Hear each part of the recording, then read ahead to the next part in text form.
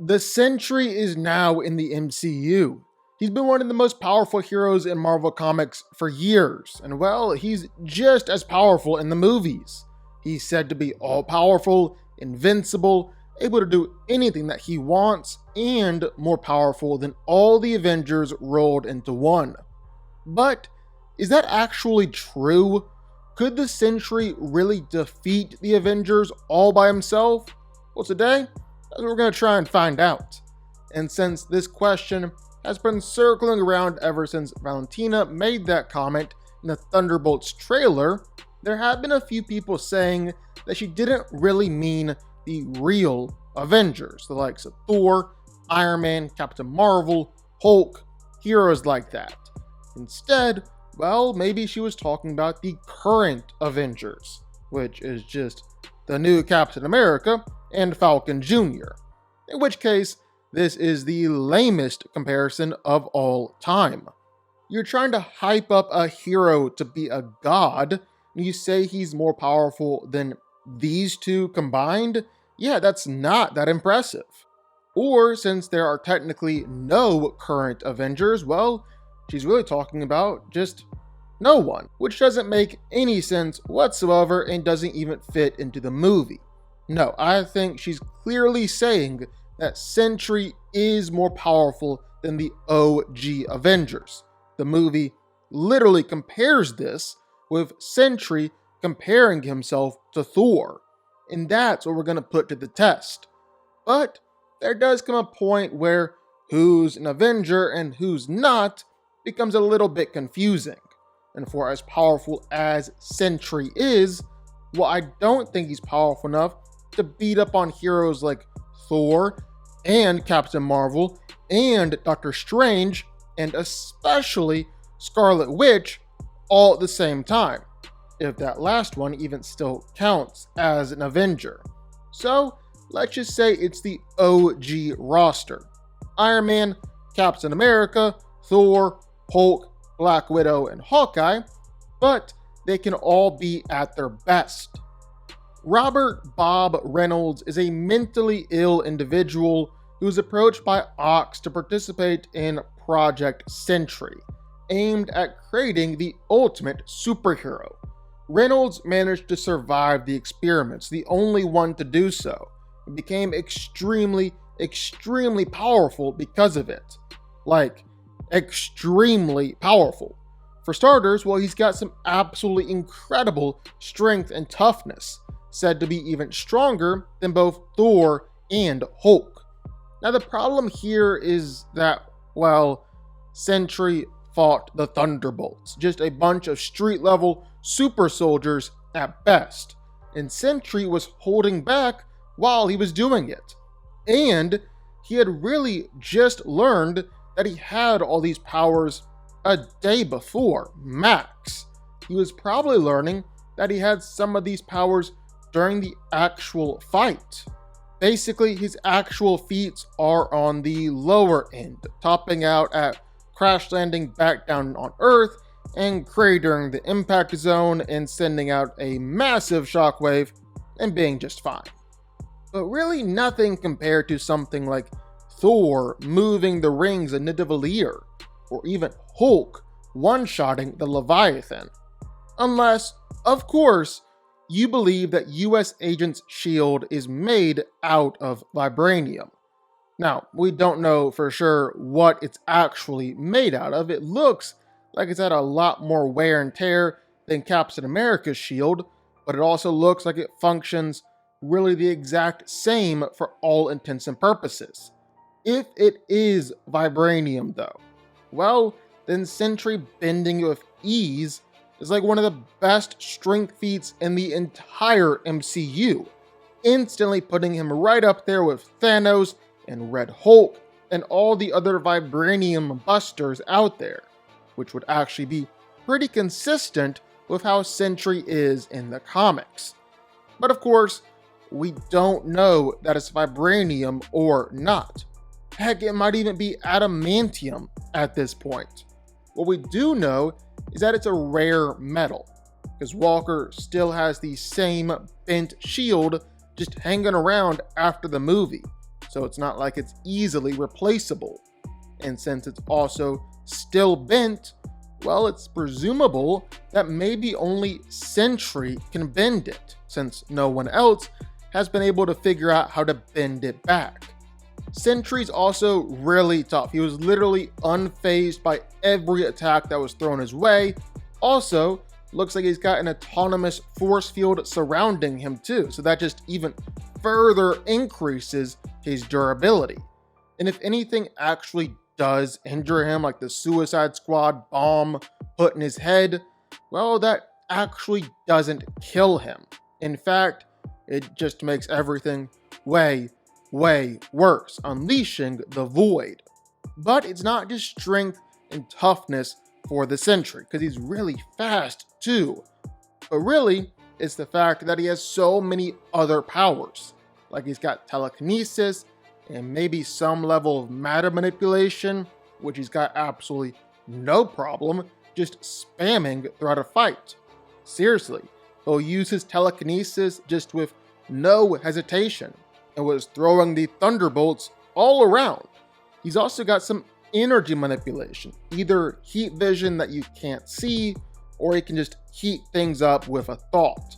He melted US Agent's gun, but more significantly, well, he was melting Bucky's vibranium arm. Previously, well, it's taken a full power blast from Iron Man, Vision and the Mind Stone, and then Thor's lightning to melt vibranium. And Sentry was doing it all by himself with ease. And of course, you can't forget Sentry's telepathic powers, where with just a touch, he's trapping people in their own minds and forcing them to relive their worst memories over and over again. So yeah, I'd say he's pretty dang powerful. Worst comes to worst, well, the Void is released, which you really don't want to happen. And right off the bat, well, it's very obvious that Black Widow and Hawkeye aren't gonna do anything here. That much is very obvious. Sentry was just simply toying with Yelena, and she wasn't even the slightest threat to him at all. And Yelena and Widow should pretty much completely scale to each other. Same with Hawkeye. None of his arrows are gonna do jack squat against Sentry, well, with his durability and the auto force field surrounding him. Captain America really should be just as useless too, unless you want to give him Mjolnir. Captain America should relatively scale to US Agent and Winter Soldier. And if you want to say that Steve is better and more powerful than them, well, it's not by much. Well, not only was Sentry able to just absolutely clown on Walker, but he just simply stood there as Bucky just wailed on him and tried his absolute best to try and hurt him. Didn't even injure him in the slightest.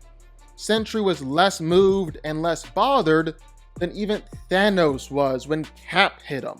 And I think there's actually an argument there that Sentry could be tougher than Thanos, more than Steve is just that much stronger than Bucky. But we'll give Cap Mjolnir just so we can say that he can contribute to the fight. But I really don't know how much good it's gonna do. And here's another thing. Iron Man is cooked, because Tony genuinely has no answer to Sentry just superheating his armor and cooking him inside his own suit.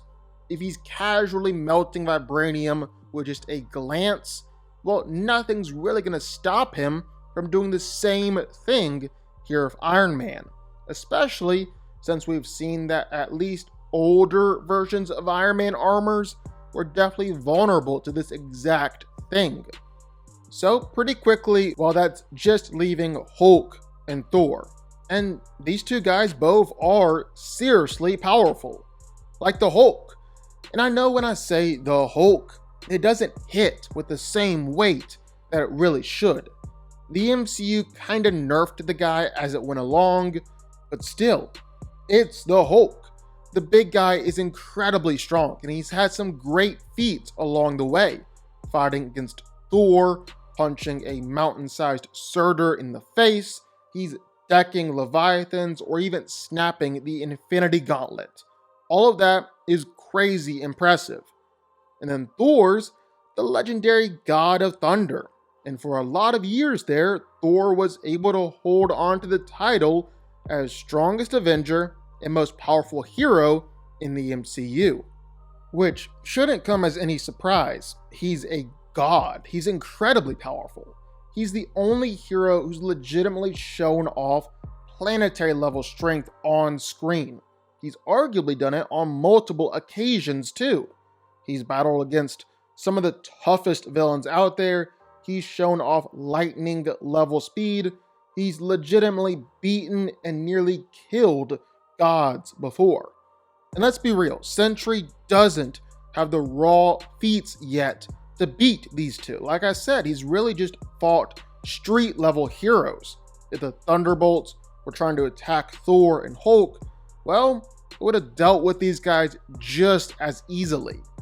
But based on all the statements around Sentry, well, it's definitely implied that he should be beating them. I mean, on top of being called all-powerful and godlike, well, there are just a whole lot of direct statements saying that Sentry is better than these heroes.